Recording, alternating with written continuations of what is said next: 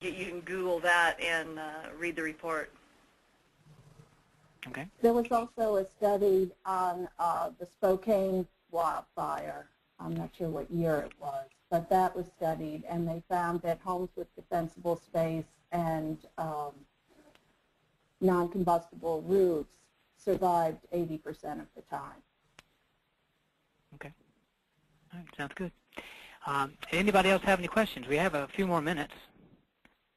Don't know when other time you'll have such refined experts to talk to directly.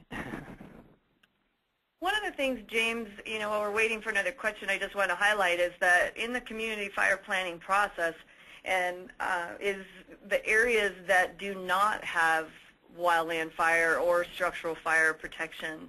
So there's not an agency specific to providing protection if there's a fire out there. And in some of the community fire planning groups that I've worked in, that was really one of the higher priorities in the recommendations that were developed, and that was to develop or to come up with a strategy to have protection out in those areas. A lot of the state forestry agencies have wildland protection responsibilities for fire suppression, and they work in those areas with prevention efforts, but they don't always, they're not structural firefighters for the most part. And so a lot of people are under the misunderstanding that they, because they may see them out there and that they do wildland protection, they really are not responsible for structural suppression in a lot of areas. And again, this is site-specific. Different states have different rules and laws and responsibility as far as roles in suppression, but it's one of the key things that I think in fire planning that we really need to pay attention to, and those are the areas that don't have protection or lower capacity communities that don't have the ability to put these together and to have that protection. Okay. All right, sounds good.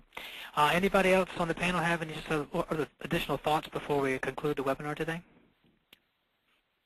I was just going to mention and follow up to what Ann just said.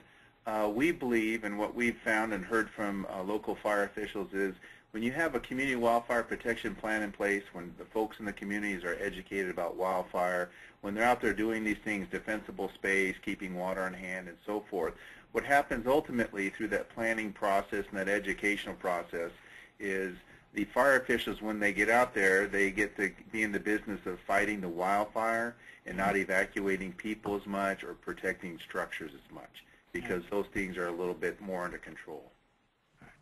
Okay. All right. Well, again, I want to thank all the panelists for presenting today. I think it was a very educational session, and I think worthwhile, and I really do hope that folks will peruse the clearinghouse, and in addition to that, if they have, again, resources they want to submit, please send them to me. With that, I do want to remind everybody that, again, thank you for participating in the NACO webinar. And again, for more information on the Wildfire Clearinghouse, please click on www.naco.org/wildfire. And I also want to remind everybody of our national conference coming up July 24th through the 28th this year. It's taking place in Nashville, Tennessee, Davidson County. And the information on the conference, www.naco.org/annual.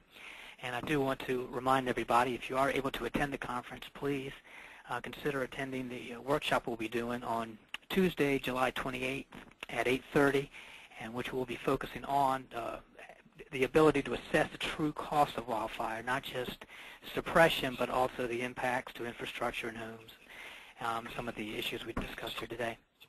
So again, I want to thank everybody for participating, and everybody have a good day. Thank you. Thank you, James. Thank you, James. Thank you. Thanks, James.